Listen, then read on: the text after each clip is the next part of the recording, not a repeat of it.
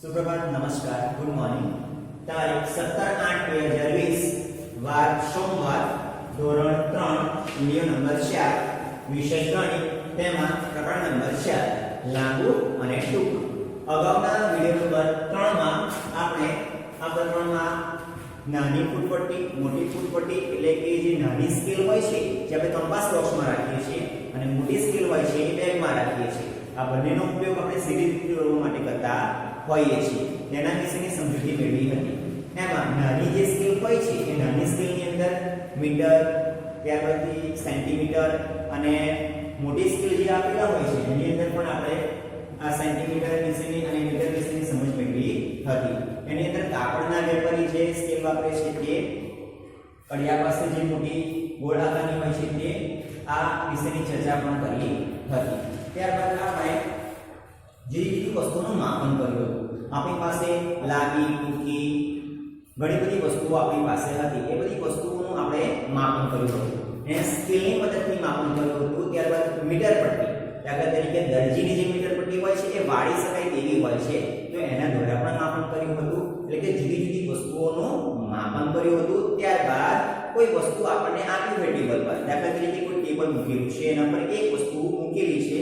હવે ટેબલ પૂરું થતા એમાં કેટલી વસ્તુ ગોઠવી શકાય એટલે આવો અંદાજ મેળવવો, અથવા તો એક ઝાડ ઊંચું હતું, નીચે ઉંદર બેઠેલો હતો, અથવા તો કોઈ એક માટલું મૂક્યું હતું, માટલા ઉપર માટલા મૂકતા ક્યાં સુધી કેટલા માટલા મૂકીએ તો ઝાડ સુધી પહોંચી શકાય। આવા કંઈક આપણે અંદાજિત પ્રશ્નોની ચર્ચા પણ કરી હતી। હવે આજના જે ટોપિક છે એની અંદર નકશા આધારિત પ્રશ્નોના જવાબ મેળવીશું। આપણને એક નકશો આપેલો હશે, એ નકશાની અંદર જુદા જુદા સ્થળ આપેલા હશે, સ્થળો વચ્ચેનું અંતર દર્શાવેલું હશે, એની આધારે આપણે પ્રશ્નોના જવાબ મેળવીશું। નેક્સ્ટ પ્રશ્ન છે, નીચેના નકશાના આધારે પ્રશ્નોના જવાબ લખો। અહીંયા આગળ આપણને એક નકશો આપેલો છે, નકશાની અંદર જુદા જુદા સ્થળો આપેલા છે। એમાં જે જંગલ વિસ્તાર દેખાય છે, વૃક્ષો વધુ દેખાય છે, ત્યાં આગળ આ બાબરપુર જંગલ છે, ત્યાંથી આગળ જતા આ લાલ કિલ્લો છે એટલે કે આગ્રાનો કિલ્લો, ત્યાંથી 2 કિલોમીટર દૂર જઈશું તો ત્યાં આગળ આપણને તાજમહેલ જોવા મળશે।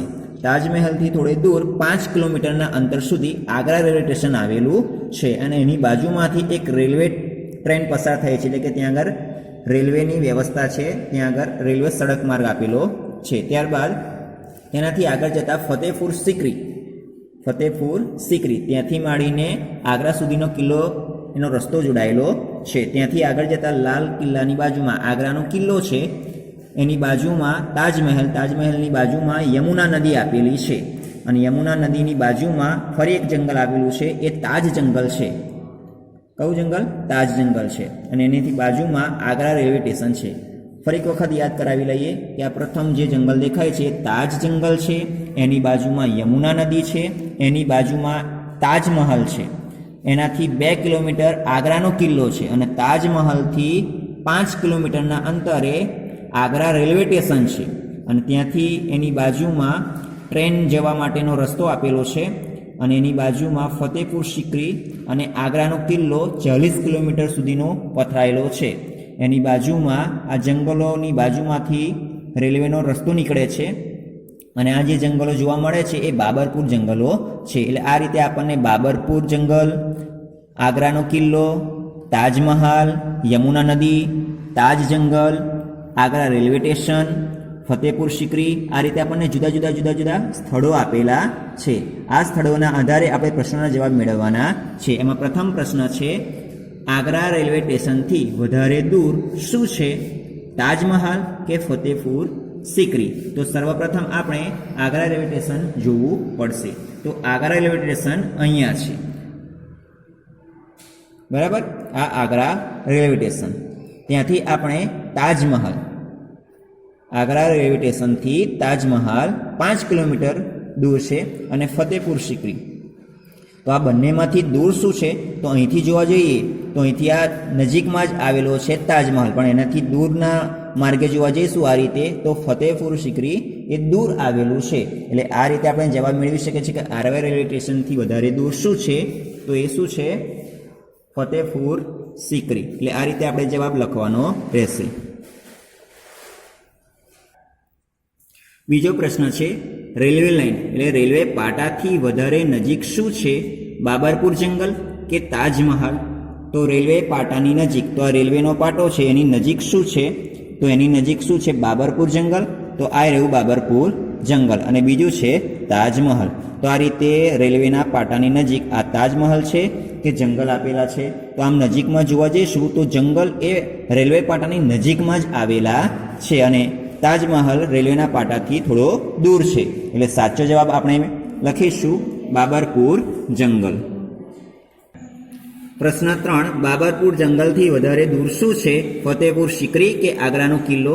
તો અહીં આપણને આપેલા છે બાબરપુર જંગલ, એનાથી વધારે દૂર શું છે? ફતેહપુર સિકરી. તો આ રહ્યું ફતેહપુર સિકરી. અને બીજો છે આગ્રાનો કિલ્લો. તો આમ નજીક જોવા જઈએ તો આગ્રાનો કિલ્લો એ નજીક છે પણ દૂર છે ફતેહપુર સિકરી. ફરી એક વખત બાબરપુર જંગલથી વધારે દૂર શું છે? તો અહીંથી જોઈશું તો ફતેહપુર સિકરી એ તેનાથી દૂરના અંતરે આપેલું છે. એટલે સાચો જવાબ ફતેહપુર સિકરી. ફતેહપુર સિકરી. પ્રશ્ન નંબર 4, યમુના નદીથી વધારે નજીક શું છે? તાજમહાલ કે આગ્રાનું રેલવે સ્ટેશન? તો યમુના નદીથી વધારે નજીક શું છે? તો આ છે યમુના નદી. એનાથી નજીક શું છે? તાજમહાલ છે કે ફરી એક વખત કે યમુના નદીથી વધારે નજીક શું છે? તાજમહાલ કે આગ્રાનું રેલવે સ્ટેશન? તો આ રીતે અહીં આગળ આપેલી છે યમુના નદી. એનાથી નજીક શું છે? તાજમહાલ છે. તો આ છે તાજમહાલ અને આગ્રા રેલવે સ્ટેશન. તો આમ જોવા રીતે નજીકની અંદર જઈએ સ્થળ તો તાજમહાલ સૌથી નજીક આવેલો છે. એટલે સાચો જવાબ એનો આવશે તાજમહાલ. આ રીતે જે સાચો જવાબ હોય એને નીચે લીટી પાડી દેવાની અને આ રીતે લખવાનું રહેશે તાજમહાલ. બરાબર છે. ત્યારબાદ 5મો પ્રશ્ન, રેલવે પાટાથી વધારે દૂર શું છે? આગ્રાનો કિલ્લો કે તાજમહાલ? તો રેલવે પાટા, તો આ રીતે આપણને આપેલો છે રેલવે પાટો.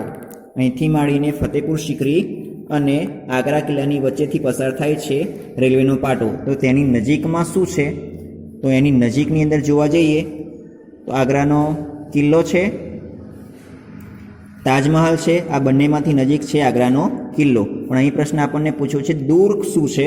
તો આનાથી દૂરમાં છે આપેલો છે તાજમહાલ. એટલે સાચો જવાબ આવશે તાજમહાલ.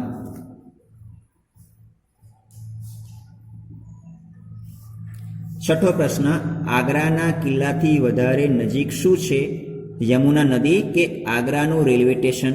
તો આગ્રાના કિલ્લાથી વધારે નજીક, તો આ છે આગ્રાના કિલ્લાથી વધારે નજીક. આગ્રાનો કિલ્લો છે એની નજીકમાં આવેલું છે યમુના નદી અને બીજું આવેલું છે આગ્રાનું રેલવે સ્ટેશન. તો આગ્રાના કિલ્લાની નજીકમાં યમુના નદી નજીકમાં છે અને આગ્રાનું રેલવે સ્ટેશન દૂર આવેલું છે. એટલે સાચો જવાબ આપણો રહેશે યમુના નદી.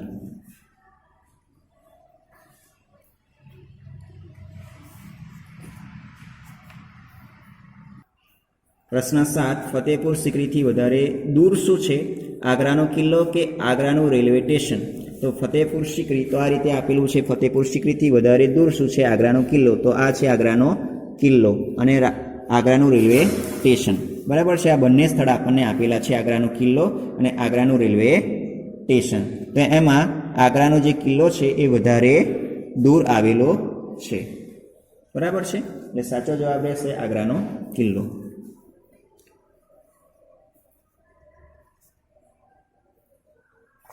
8મો પ્રશ્ન, તાજના જંગલથી વધારે નજીક શું છે? યમુના નદી કે બાબરપુર જંગલ? તો આ તાજનું જંગલ આવેલું છે, એમાં યમુના નદી અને બાબરપુર જંગલ. તો આ તાજ જંગલની નજીકમાં યમુના નદી પસાર થાય છે અને એનાથી દૂર બાબરપુર જંગલ આવેલું છે. એટલે દૂર આવેલું છે બાબરપુર જંગલ અને નજીકમાં આવેલું છે યમુના નદી. એટલે સાચો જવાબ યમુના નદી. આ રીતે આપણને નકશો આપેલો, જુદા જુદા સ્થળો આપેલા, આ સ્થળોના આધારે આપણને પ્રશ્નોના જવાબ પૂછેલા, એના આધારે વિગતો શોધીને એનો પ્રશ્નોના જવાબ આપણે મેળવેલા હતા. નેક્સ્ટ પ્રશ્નની અંદર યાદ રાખો, અગાઉના વિડિયો જે હતા એની અંદર 1 મીટર બરાબર 100 સેન્ટીમીટર, 1 મીટર બરાબર 100 સેન્ટીમીટર એટલે મીટર બરાબર 200, 3 મીટર બરાબર 300 આ રીતે આપણે ચર્ચા કરી હતી. બરાબર છે. એના આધારે હવે નેક્સ્ટ ટોપિક લઈશું મીટરનું કિલોમીટરમાં, મીટરનું કિલોમીટરમાં અને કિલોમીટરનું મીટરમાં રૂપાંતર.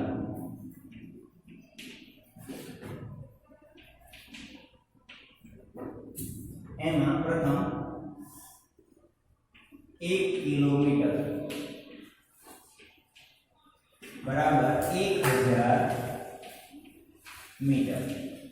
એવી જ રીતે ક્રમશઃ 2 કિલોમીટર એટલે 2000 મીટર, 3 કિલોમીટર 3000 મીટર, 4 કિલોમીટર બરાબર 4000 મીટર. બરાબર, ક્રમશઃ રીતે આપણે લખતા જઈશું. 1 કિલોમીટર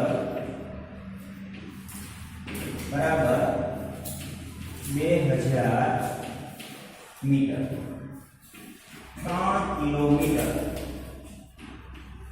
બરાબર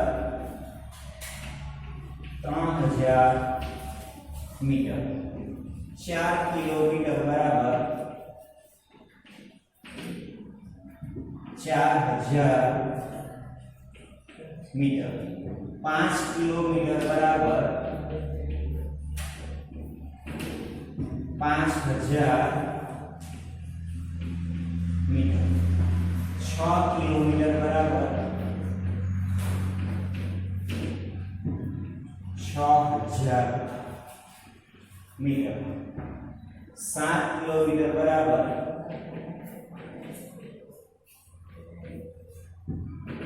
7000 મીટર, 8 કિલો બરાબર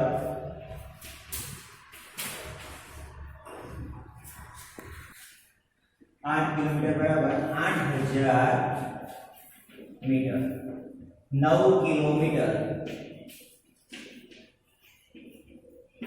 બરાબર 9000 મીટર, 10 કિલોમીટર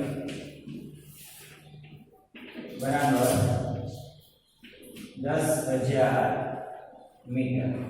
અગાઉના વિડિયોમાં આપણે આ રીતે સેન્ટીમીટરનું મીટરમાં અને મીટરનું સેન્ટીમીટરમાં આપણે રૂપાંતર કરેલું. 1 મીટર બરાબર 100 સેન્ટીમીટર. એવી જ રીતે આ 1 કિલોમીટર બરાબર 1000 મીટર, 2 કિલોમીટર બરાબર 2000 મીટર, 3 કિલોમીટર બરાબર 3000 મીટર, 4 કિલો બરાબર 4000 મીટર, 5 કિલોમીટર બરાબર 5000 મીટર, 6 કિલો બરાબર 6000 મીટર, 7 કિલોમીટર બરાબર 7000 મીટર, 8 કિલોમીટર બરાબર 8000 મીટર અને 9 કિલોમીટર બરાબર 9000 મીટર, 10 કિલોમીટર બરાબર 10000 મીટર. આ રીતે આપણે જો યાદ રાખીશું તો જોડકામાં અને ખાલી જગ્યામાં તથા વિકલ્પોમાં આ માહિતી આપણને કામમાં આવશે. હવે આપણે નેક્સ્ટ ટોપિક જોઈશું. નેક્સ્ટ પ્રશ્નની અંદર યોગ્ય જોડકા બનાવો. એમાં અ વિભાગ જવાબ બ વિભાગ. અ વિભાગમાં 5 મીટર, 2 કિલોમીટર, 10 સેન્ટીમીટર, 1 મીટર અને 1 સેન્ટીમીટર. કમાં અળસિયાની લંબાઈ, બાળકની ઊંચાઈ, નખની પહોળાઈ, સાડીની લંબાઈ અને ઘરથી શાળાનું અંતર. અહીંયા આપણને જુદા જુદા એકમ આપેલા છે અને એનું સાથે માપ પણ લખેલું છે. બરાબર છે. તો 5 મીટર, તો આ જે આપ્યું છે એમાંથી 5 મીટર સુધી લંબાઈ કઈ વસ્તુ દર્શાવે છે?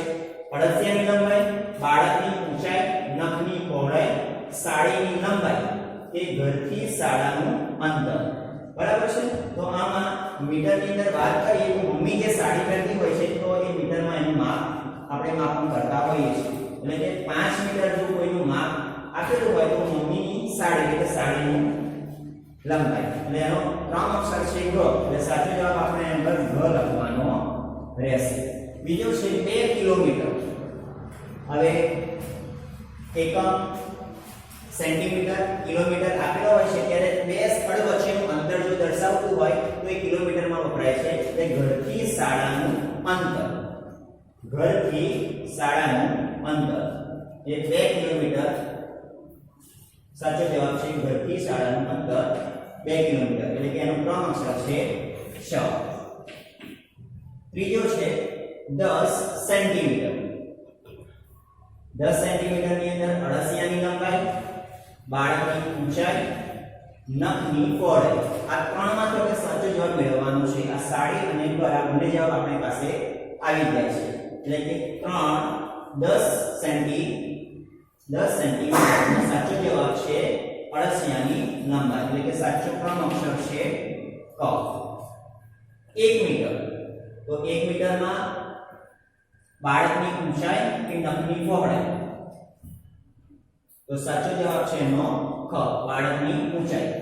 1 મીટર બરાબર 100 સેન્ટીમીટર. ક્લાસની અંદર કોઈ પીટીના ટીચર હોય ત્યારે ત્યાં આગળ ભીગ આગળ ઉભા રાખે છે, ઉપર માથા પર સ્કેલ મૂકે છે અને તમને માપ કહે છે કે કેટલું છે, કે 100 સેન્ટીમીટર, 110, 120, 125 આવું કંઈક તમને ક્લાસમાં કહેતા હોય છે. એટલે કે 1 મીટર બરાબર 100 સેન્ટીમીટર. એટલે બાળકની ઊંચાઈ છે 100 સેન્ટીમીટર, એટલે કે 1 મીટર. એટલે સાચો ક્રમ અક્ષર છે ક.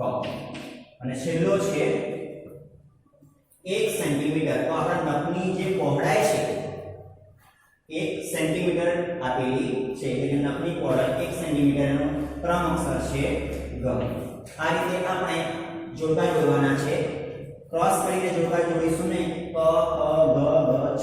જે રીતે સાચો જવાબ આવતો હોય રીતે આપણે લખતા રહીશું. એના સિવાય આપણે સ્વાધ્યાય પોથીમાં પાના નંબર 65,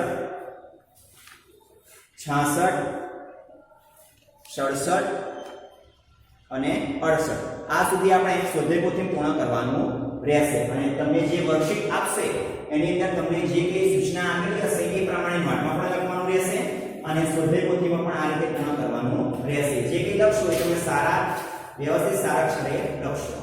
નમસ્કાર.